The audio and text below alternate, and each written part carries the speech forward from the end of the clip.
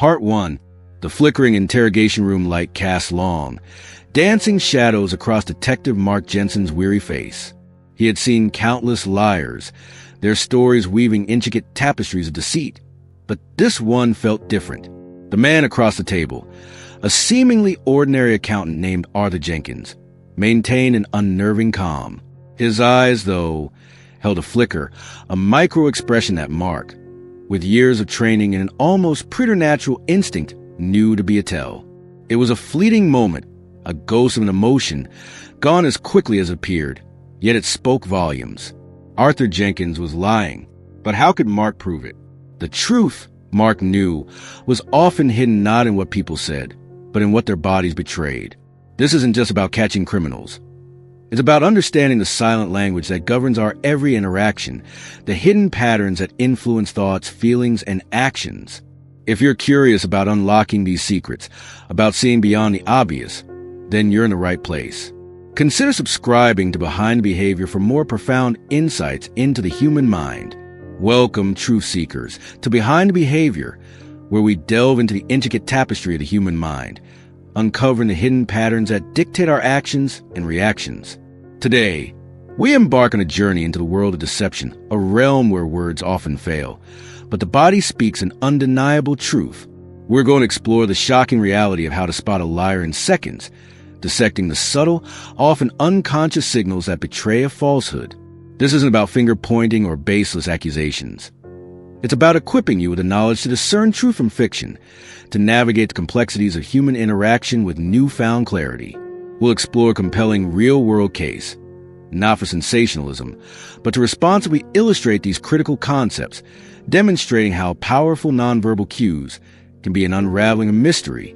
Our story begins in the quiet, unassuming town of Oak Haven, a place where everyone knew everyone, and secrets were believed to be scarce. It was the kind of town where the biggest scandal usually involved a misplaced garden gnome or a contentious bake-off. Part 2. That illusion of tranquility shattered on a crisp autumn morning when Eleanor Vance, a beloved local librarian known for her kindness and meticulous nature, was found deceased in her home. The initial assessment by local law enforcement pointed to an accidental fall down a flight of stairs. Eleanor, in her late 60s, lived alone and had a history of mild vertigo. The community mourned, accepting the narrative of a tragic accident. However, one person, Detective Mark Jensen, newly transferred to Oak Haven from a bustling metropolitan police department, felt a persistent unease. His years in homicide had honed an instinct, a subtle internal alarm that buzzed whenever something didn't quite fit. And with Eleanor Vance, several pieces felt distinctly out of place. The scene, as described in the initial police report, was devoid of any overt signs of foul play. No forced entry, no struggle, nothing to suggest anything beyond a tragic misstep. Yet, Mark's meticulous re-examination of the photographs and initial statements revealed subtle discrepancies. The way Eleanor's scarf was positioned, the slight disarray of a bookshelf that seemed too deliberate, too neat for a chaotic fall. These were not smoking guns, but rather whispers in the silent language of a crime scene. Mark began to interview those closest to Eleanor, starting with her nephew, Arthur Jenkins. Arthur was Eleanor's sole living relative, a seemingly devoted nephew who managed her modest finances. He was the one who had discovered her body, having stopped by to check on her after she didn't answer his calls. Arthur presented as a man consumed by grief. His voice was soft, his eyes often downcast, and he spoke of his aunt with genuine affection. He recounted his discovery of Eleanor's body with a tremor in his voice, describing the horror of finding her at the bottom of the stairs. He emphasized his shock and sorrow repeatedly. Mark, however, noticed something else. While Arthur spoke of profound sadness, his facial expressions, though subtle, didn't always align. Part 3. There were moments, fleeting as a hummingbird's wing beat, where his brow would furrow in what appeared to be more frustration than grief, or his lips would thin into a line that suggested annoyance rather than sorrow. These were micro-expressions, involuntary facial movements that last only a fraction of a second, often betraying a person's true underlying emotion before they can consciously suppress it. Research indicates that these fleeting expressions are universal across cultures and are incredibly difficult to fake, making them powerful indicators of hidden feelings. Studies by Dr. Paul Ekman, a pioneer in the field of emotion research, have shown that even trained actors struggle to suppress these micro-expressions. For Mark, these tiny flickers were like static on radio, hinting at a signal beneath the surface noise. The first fatal sign of deception we often overlook is a disconnect between verbal and nonverbal communication. When someone is fabricating a story, their brain is working overtime, constructing a narrative while simultaneously trying to control their outward presentation. This cognitive load often leads to inconsistencies. Arthur's words spoke of deep sorrow, but his micro-expressions occasionally suggested something else entirely. It wasn't a constant contradiction, but an intermittent flicker like a faulty light bulb. A person genuinely experiencing intense grief might show a range of emotions, but they would typically be consistent with a narrative of loss. Arthur's fleeting expressions of frustration or annoyance, however, seemed to clash with his spoken words about his beloved aunt. This subtle incongruity was Mark's first red flag. It's crucial to understand that no single sign is definitive proof of deception, but rather a piece of a larger puzzle. When multiple signs converge, the picture becomes clearer. As Mark delved deeper, he examined Arthur's physical demeanor during their interviews. Arthur often maintained prolonged eye contact, almost to the point of being unsettling. Conventional wisdom often suggests that liars avoid eye contact, but this is a common misconception. Skilled deceivers, aware of the stereotype, often overcompensate by staring intently, attempting to project sincerity. However, there's a crucial distinction. Genuine eye contact is fluid, natural, and punctuated by normal blinks and shifts in gaze. It's a dynamic exchange. Arthur's gaze, however, was often rigid, almost unblinking for extended periods, then suddenly breaking away and darting around the room before returning to Mark with an almost forced intensity. This unnatural eye contact was Mark's second fatal sign. It wasn't the avoidance of eye contact that was a tell, but the quality of it. A study published in the Journal of Nonverbal Behavior found that while liars may maintain more direct eye contact than truth-tellers in some situations, the pattern of their gaze is often less natural and more deliberate. Mark also noticed Arthur's hands. During their conversations, Arthur frequently touched his face, particularly his nose and mouth. He would rub his nose with his index finger or lightly cover his mouth with his hand as he spoke. These gestures, often unconscious, fall under the umbrella of self-touching or pacifying behaviors. When individuals experience stress, anxiety, or cognitive dissonance, the mental discomfort of holding conflicting beliefs or lying, their bodies often seek to self-soothe. Touching the face, rubbing the neck, adjusting clothing, or fidgeting with objects are all common manifestations of this internal discomfort. While not always indicative of deception, a significant increase in these behaviors, especially when discussing sensitive topics, can be a strong indicator. Mark observed that Arthur's self-touching increased noticeably whenever the conversation veered towards the specifics of Eleanor's death or finances, which Arthur managed. This increased pacifying behavior was a third fatal sign that caught Mark's attention. These actions are often unconscious attempts to reduce psychological discomfort, a silent plea for reassurance from one's own body. The timeline of events surrounding Eleanor's death became a critical focus for Mark. Arthur had stated he arrived at Eleanor's home around 9 a.m., found her, and immediately called emergency services. However, a neighbor, Mrs. Henderson, a woman known for her precise memory and habit of observing daily routines, mentioned seeing Arthur's car parked outside Eleanor's house much earlier, around 7:30 a.m., while she was walking her dog. When Mark gently probed Arthur about this discrepancy, Arthur became noticeably evasive. His answers became vague, peppered with phrases like, "I think so," "I believe," and "it's hard to remember precisely." He would repeat questions back to Mark or provide answers that seemed to circle the question without directly addressing it. This evasive and vague language was the fourth fatal sign. Liars often struggle to provide detailed, consistent narratives because they are inventing details on the fly. They may use non-committal language, deflect, or simply not offer the specific information that a truth-teller, recalling a real event, would readily provide. This verbal dance, a subtle yet persistent refusal to engage directly with the core of a question, creates a significant data gap for investigators. Research indicates that deceptive statements often contain fewer verifiable details and more hedging language. As Mark continued to press Arthur on the timeline, he observed a dramatic shift in Arthur's posture and gestures. Initially, Arthur had maintained a relatively open posture, hands often resting on the table, though occasionally engaging in self-touching. But as the pressure mounted, his body language became increasingly closed off.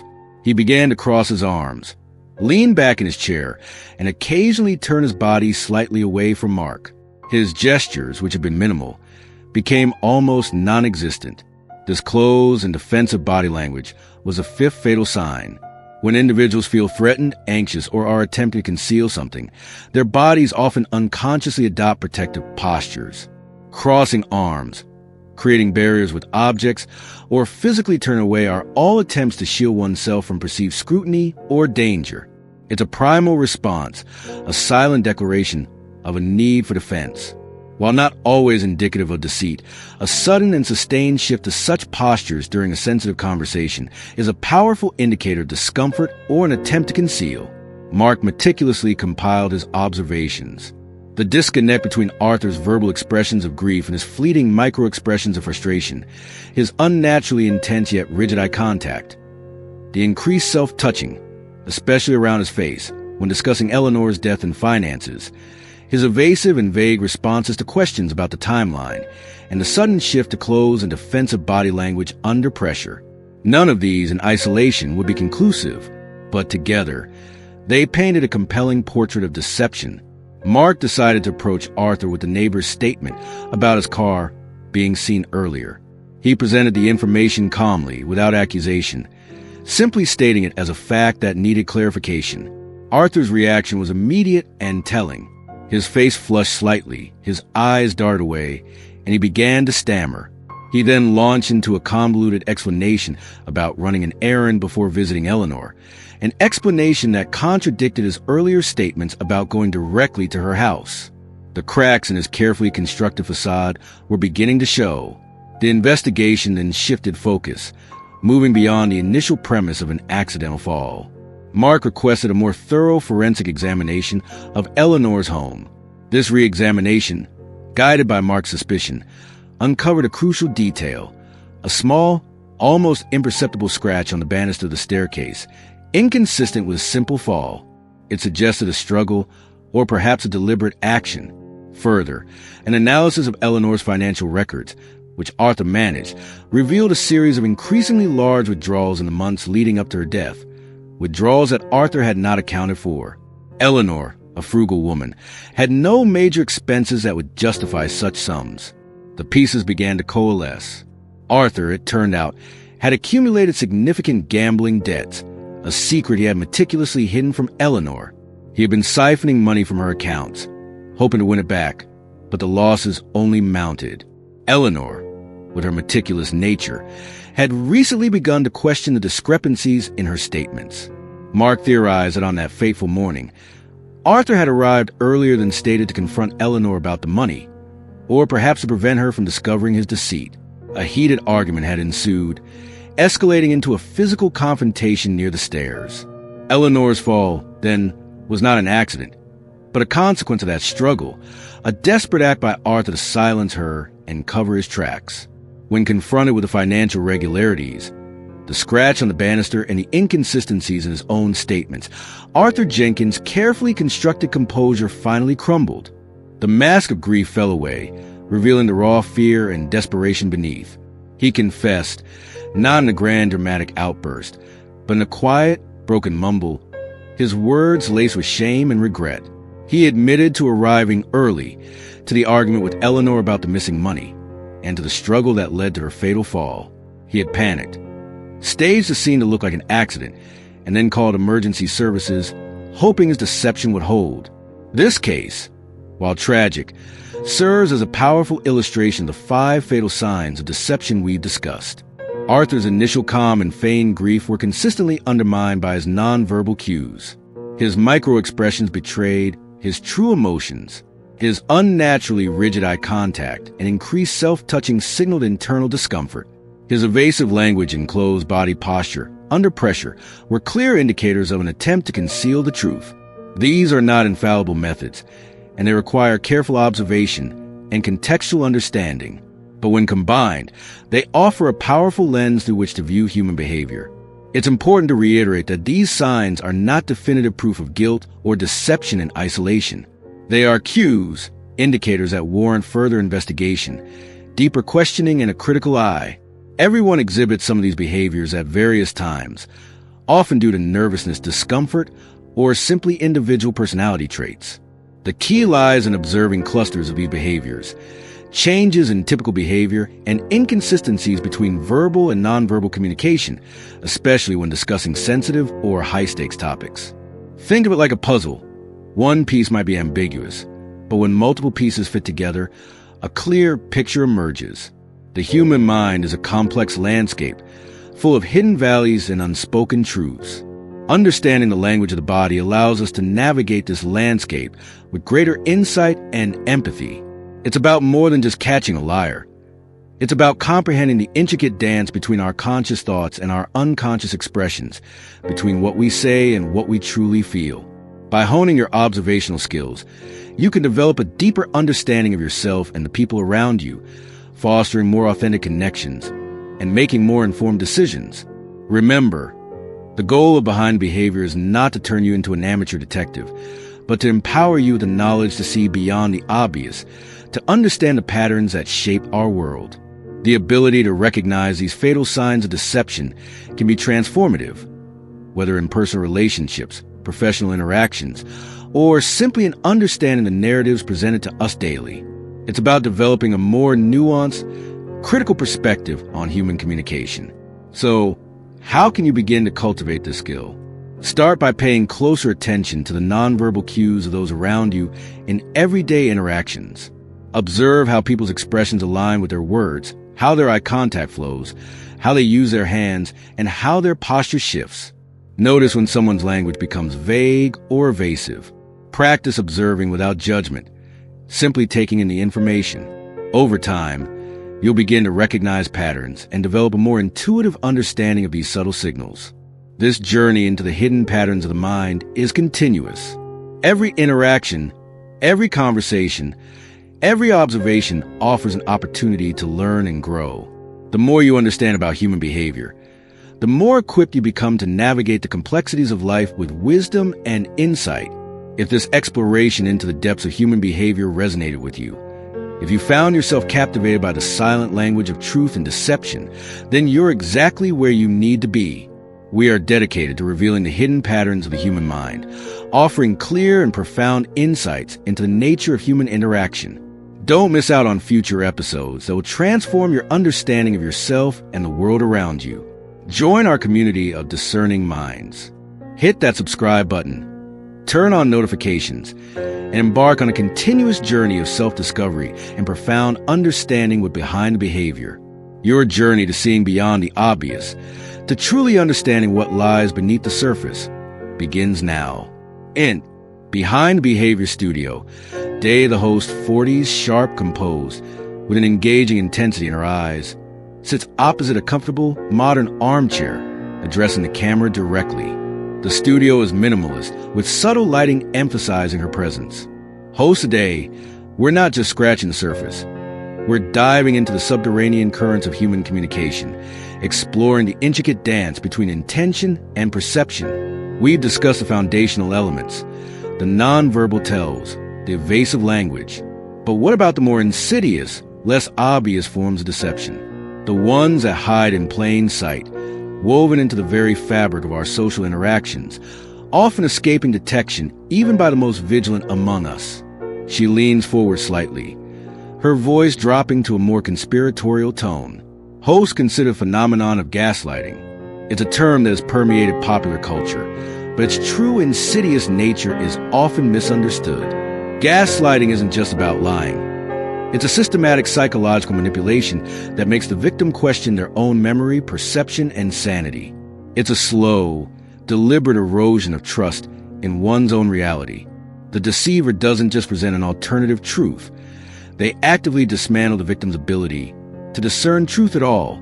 A graphic appears on screen. Gaslighting. Eroding reality. Host, think about it. You recall an event clearly. You state a fact. The gaslighter, with unwavering conviction, denies it ever happened or twists your memory, making you doubt yourself. That never happened. You're imagining things. You're too sensitive. These aren't just dismissals. They're direct assaults on your cognitive framework. Over time, the victim begins to internalize these doubts, believing they are indeed forgetful, overly emotional, or even delusional. The power of this deception lies in its ability to isolate the victim within their own mind, making them dependent on the gaslighter for a correct interpretation of reality. She pauses, letting the weight of her words settle. Host, a fatal sign here isn't a single tell, but a pattern of persistent invalidation.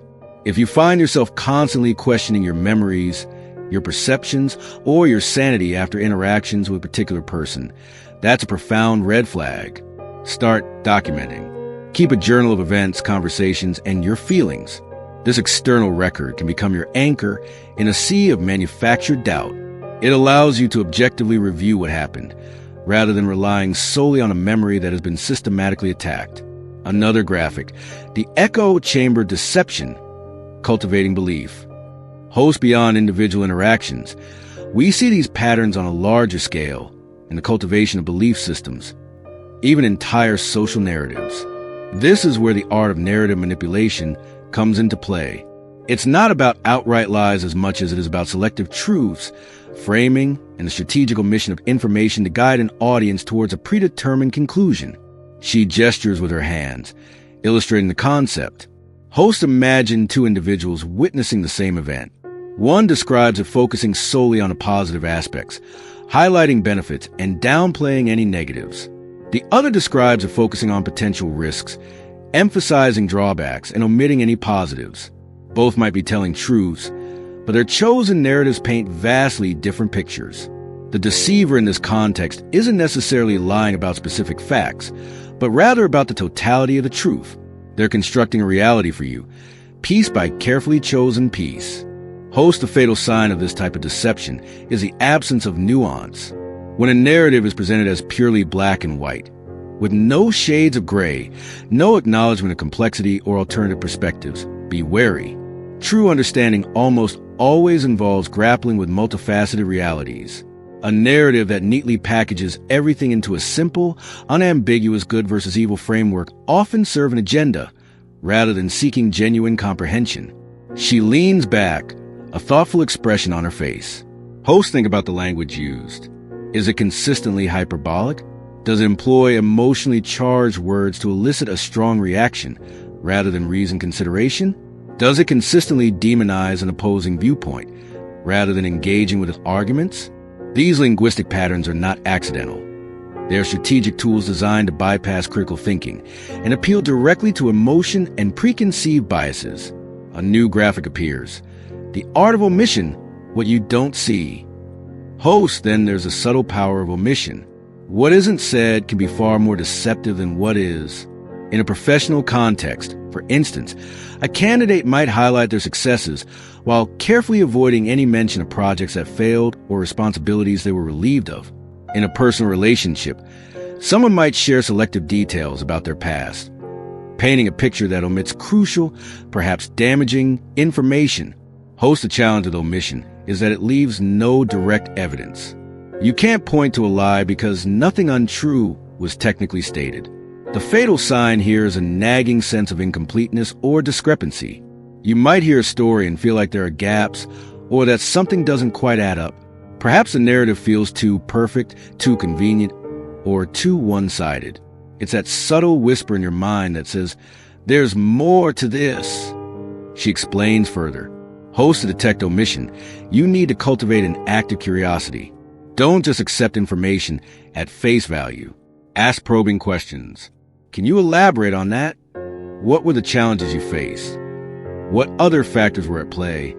Often, the resistance or evasiveness to these follow-up questions can be more revealing than any direct statement.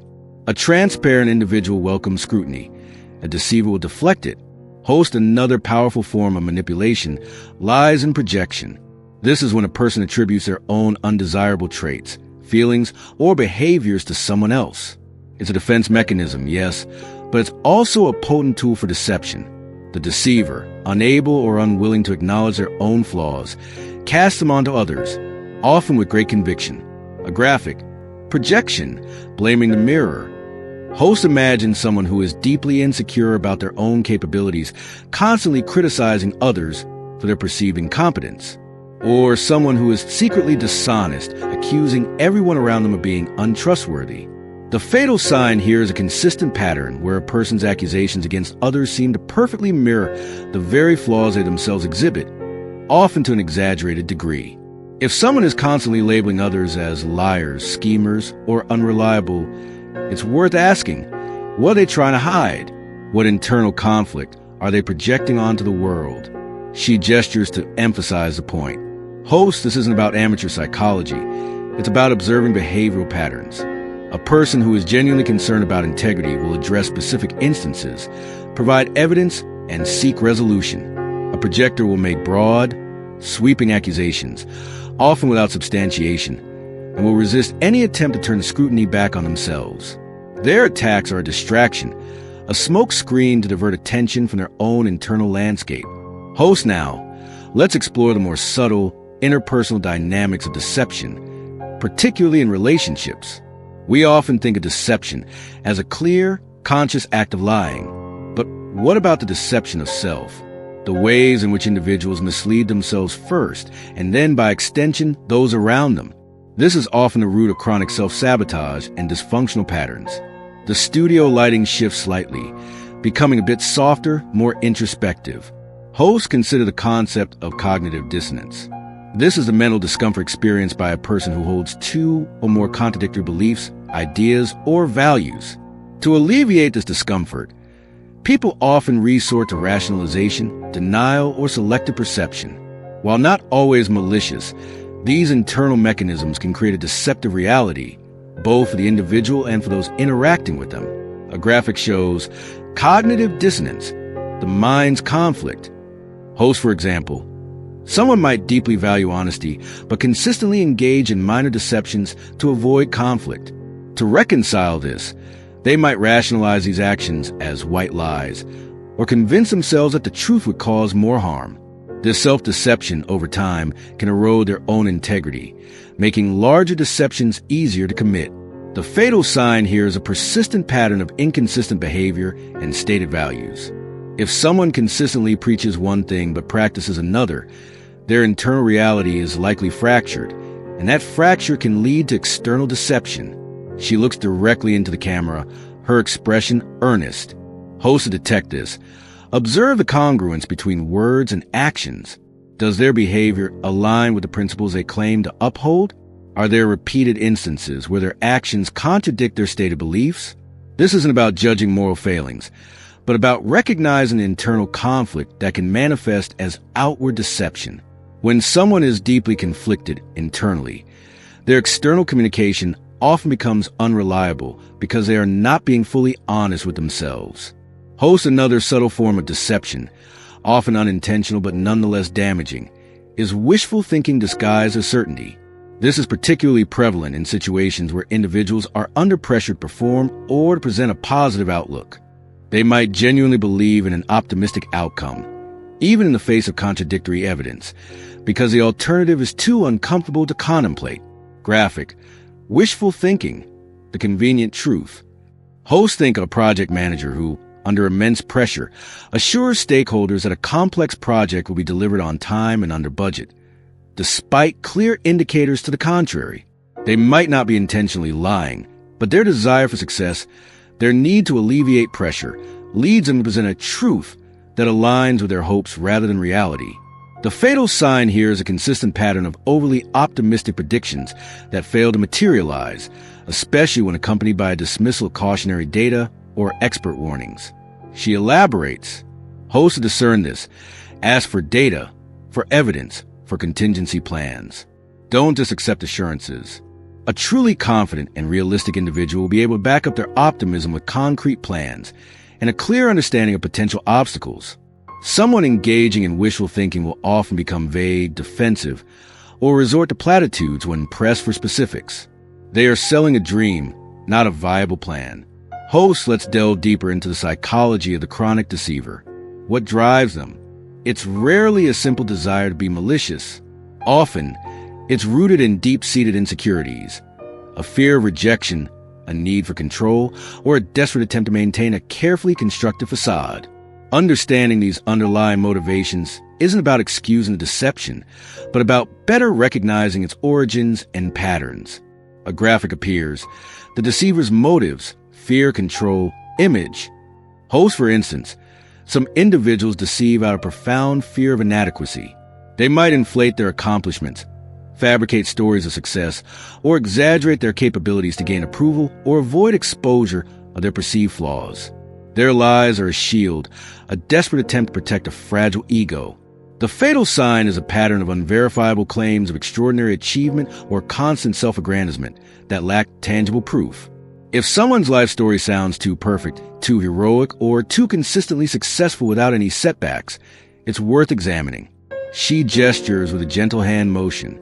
Host, others deceive out of a need for control.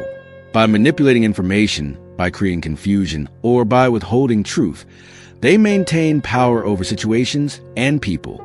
This can manifest as gaslighting, as we discussed, or as a more subtle orchestration of events to ensure outcomes that benefit them. The fatal sign here is a consistent pattern where you feel disempowered or confused after interactions, or where information flow feels deliberately obstructed. You might find yourself constantly seeking clarity, only to be met with more ambiguity. Host, and then there are those who deceive to maintain an idealized image. This is common in social media, of course, but extends into real-world interactions. They craft a persona that aligns with their desired perception, often at the cost of authenticity. Their deception isn't necessarily about malicious intent, but about the profound discomfort of revealing their true, imperfect selves. The fatal sign is a persistent incongruence between their public persona and private reality. If you observe significant differences in how they present themselves in different contexts, or there's a stark contrast between their online image and their offline behavior, that's a signal. She pauses, allowing the implications to sink in. Host, it's crucial to remember that detection is not about accusation. It's about perception, about informed observation. When you identify these fatal signs, your immediate response shouldn't be confrontation, but rather a strategic adjustment of your own behavior. It's about protecting yourself, making informed decisions, and navigating relationships with greater clarity. A new graphic: strategies for navigation, protecting your reality. Host, so what are the practical steps you can take once you identify these patterns? Firstly, verify, don't assume. If you sense a discrepancy, if a story feels incomplete, seek independent verification. This could be checking facts, asking others for their perspective, discreetly if necessary, or simply observing the situation over time. Don't let your own desire for things to be true override the evidence presented to you. Host, secondly, establish clear boundaries. If you're dealing with someone who consistently gaslights or manipulates narratives, it's vital to define what you will and will not tolerate. This might mean limiting your interactions, refusing to engage in circular arguments, or clearly stating your boundaries when your reality is being challenged. I remember it differently, and I'm sticking to my memory. This is empowering. Host, thirdly, trust your intuition. We often dismiss those gut feelings, those subtle alarms that go off when something isn't right. Learn to listen to them. Your subconscious mind often picks up on cues that your conscious mind might miss. If something feels off, even if you can't articulate exactly why, pay attention. It's a signal that further investigation or caution is warranted. She gestures to a notepad on the desk. Host, fourth, and this is incredibly powerful, document everything. For patterns of gaslighting or chronic inconsistency, keeping a private journal or notes on your phone can be invaluable.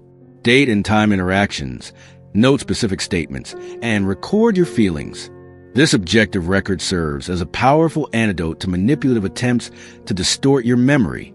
It allows you to ground yourself in facts when someone is trying to disorient you. Host, fifth, seek external perspectives. Talk to trusted friends, family members, or even a therapist about what you're observing and experiencing. Sometimes an outside perspective can help you see patterns you're too close to recognize, or validate your own perceptions when they've been systematically undermined. Isolation is a key tool of the deceiver. Connection is your defense.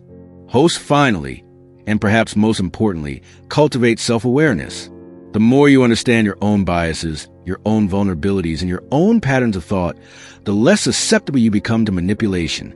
If you know you have a tendency to be overly trusting or to avoid conflict at all costs, you can actively work to counter those tendencies when faced with potential deception. Self-knowledge is your ultimate armor. The lighting brightens slightly, and her tone becomes more expansive.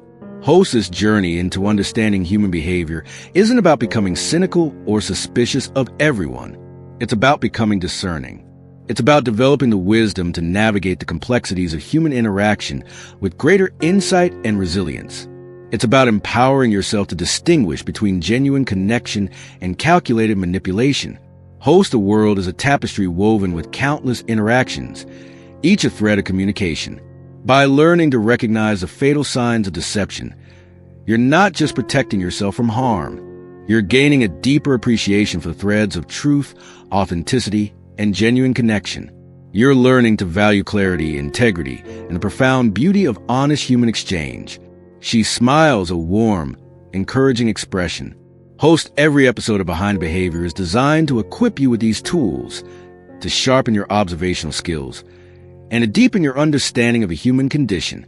We believe that true power comes from knowledge, and true freedom comes from the ability to see things as they truly are.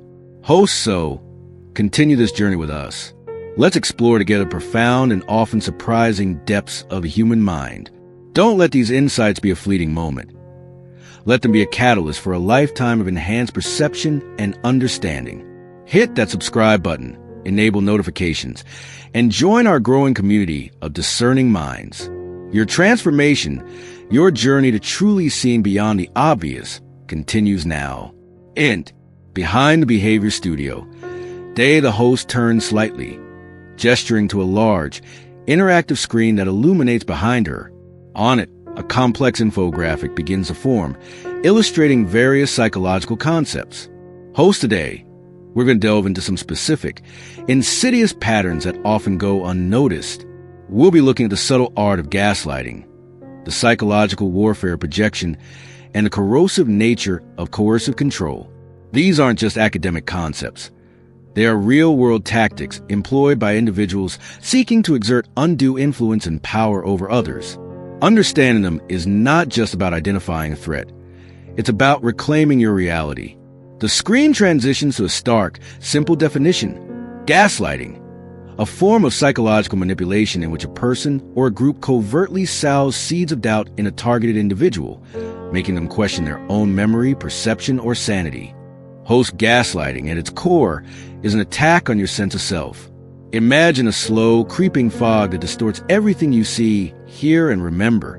A manipulator might deny things they clearly said or did, dismiss your feelings as overreactions, or even subtly alter your environment to make you doubt your own observations. They might move your keys and then feign surprise when you can't find them, suggesting you're becoming forgetful. They might twist your words, turning a genuine concern into an accusation that you're always negative. A short, animated clip plays on the screen, depicting a woman searching frantically for an object while a man watches her with a subtle, knowing smirk. Host's goal isn't just to confuse you. It's to dismantle your trust in your own judgment. Once you begin to question your own sanity, you become profoundly vulnerable. You start to rely on the manipulator's version of reality, making you easier to control. The insidious nature of gaslighting lies in its gradual escalation. It starts small, almost imperceptibly, with minor denials or dismissals. Over time, these incidents build, eroding your confidence brick by brick, until you feel utterly lost and dependent on the very person who is undermining you. She pauses, her gaze direct and empathetic. Host, how do you counter this? First, and most crucially, document. Keep a journal. Record conversations if legally permissible, or confide in a trusted friend. External validation of your experiences can serve as an anchor when your internal compass is being deliberately spun. Second, trust your gut. If something feels off, if you consistently feel confused or invalidated after interacting with someone, pay attention to that feeling. It's your innate warning system. Don't let anyone convince you that your intuition is flawed. The screen changes to projection, attributing one's own undesirable thoughts, feelings, or impulses to another person. Host now, let's talk about projection. This is a fascinating, albeit destructive, psychological defense mechanism. When someone projects, they are essentially taking their own internal flaws, insecurities, or unacceptable impulses and casting them onto someone else. It's like a psychological hot potato, where they refuse to hold their own uncomfortable truths and instead hurl them at you. Another animated clip shows a person pointing an accusatory finger at another, while a shadow behind the accuser reveals the very flaws they are pointing out. Host a classic example: the chronic liar who constantly accuses their partner of being untrustworthy, or the person riddled with insecurity who labels everyone around them as arrogant. They can't bear to acknowledge their own shortcomings, so they externalize them. This isn't just an annoyance. It's a tactic designed to deflect scrutiny and create a false narrative. If they can convince you that you are the problem, then they don't have to confront their own. She steps closer to the screen, highlighting a point. Host, the danger here is that if you're not aware of projection, you might internalize these false accusations. You might start to believe that you are untrustworthy or arrogant or selfish, simply because someone else is projecting their own issues onto you with such conviction. The key to recognizing projection is to observe consistency in behavior. Does this person frequently accuse others of traits that seem to align with their own actions or character? Do their criticisms feel deeply personal and out of proportion to your actual behavior? Host, when confronted with projection, remember, it's not about you, it's about them. You are not responsible for carrying someone else's emotional baggage. The most powerful response is often to refuse to engage with the accusation directly. Instead, reflect it back, not as an attack, but as an observation. It sounds like you're very concerned about trust right now. What's making you feel that way? This subtle shift can sometimes force them to confront the source of their own discomfort, even if they're not ready to admit it. The screen displays coercive control, a pattern of active assault, threats, humiliation, and intimidation or other abuse that is used to harm, punish, or frighten their victim. Host, finally, we arrive at coercive control. This is perhaps the most insidious and comprehensive form of manipulation we'll discuss, as it often encompasses elements of both gaslighting and projection, woven into a relentless web of dominance. Coercive control isn't about a single incident. It's a pattern, a systematic erosion of a person's autonomy and freedom. It's about creating a cage, not with bars, but with invisible threads of psychological pressure. The animation depicts a person slowly becoming entangled in invisible strings, their movements restricted, their expression growing increasingly isolated.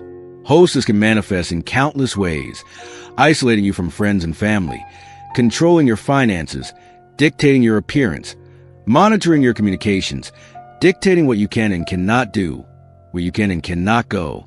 It's a tactic designed to deflect scrutiny and create a false narrative.